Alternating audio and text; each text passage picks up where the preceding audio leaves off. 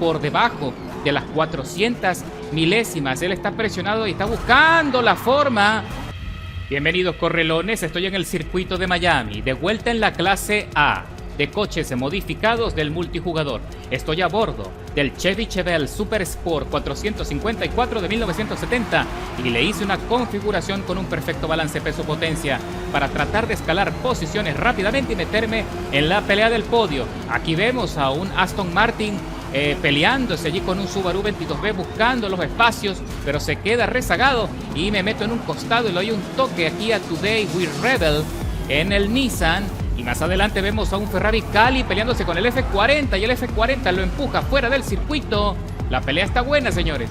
Y aquí vemos la cámara del Ferrari Cali, que fue el que inició todo el conflicto. Mira cómo impacta en la parte posterior poniendo a trompear al otro Toyota y se mete por las bravas allí en lo profundo de la curva, también arrollando al Toyota 86 negro, y ahora se pelea con el F40 también intentando sacarlo, pero el F40 sí le da su toquecito y lo hace ir atrás.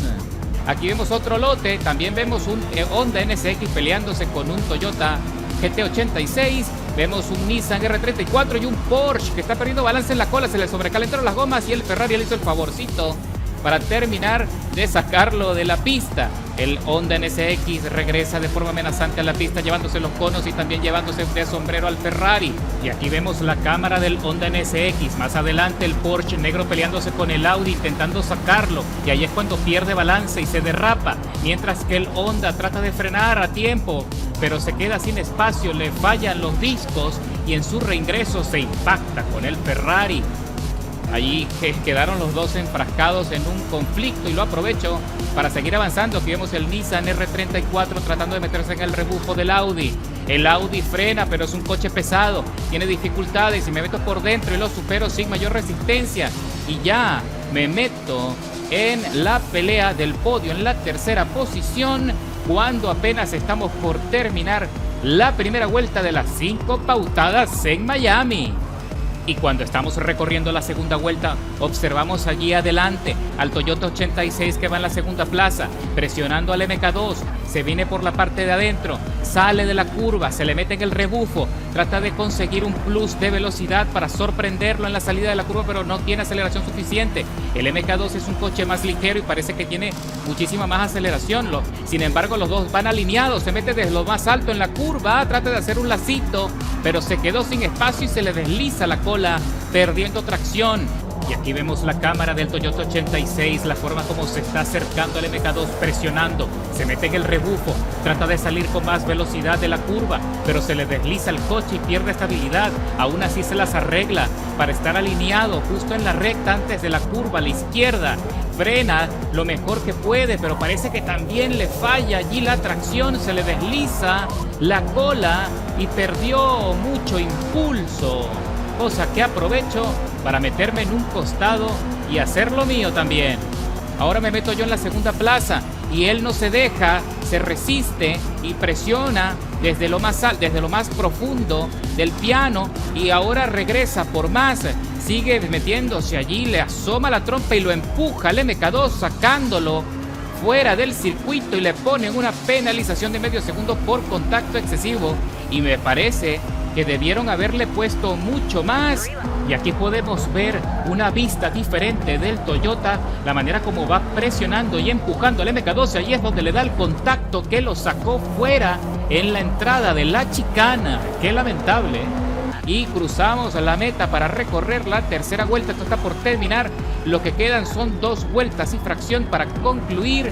Y ahora me toca a mí presionar a Big Buddha Chess para arrebatarle el dominio y la confianza. Así que le voy a estar mostrando la trompa a partir de ahora, aprovechando la aceleración del Chevelle, la potencia que tengo de sobra para acercarme y hacerle sentir el estrés como él lo hizo con el MK2. Entramos en la curva, freno lo más tarde posible para que no se me vaya a despegar. Sin duda el Toyota 86 con esa modificación que tiene, sin duda tiene mejor tracción en la entrada de la curva, pero en la salida lo supero con un poco más de aceleración, con un poco de mejor respuesta de potencia. Allí se vuelve a presionar y queda bastante complicado en la entrada, en la salida del Apex, y lo vuelvo a aprovechar en el mismo sector. Ahora me le meto por dentro, cambiándole la estrategia. Él trató de allí de frenar un poco más temprano para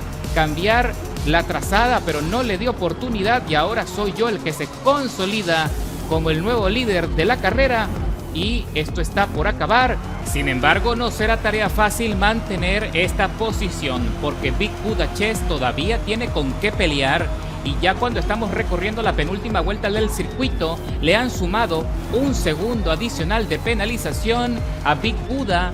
No sé por qué motivo, no sé si habrá sido por el empujón que le dio al MK2 o si fue que se salió un poco de los límites allí por encima del piano. Lo cierto es que esa es una ventana que yo voy a poder aprovechar en el cierre de la carrera si es que él tiene la oportunidad de adelantarme.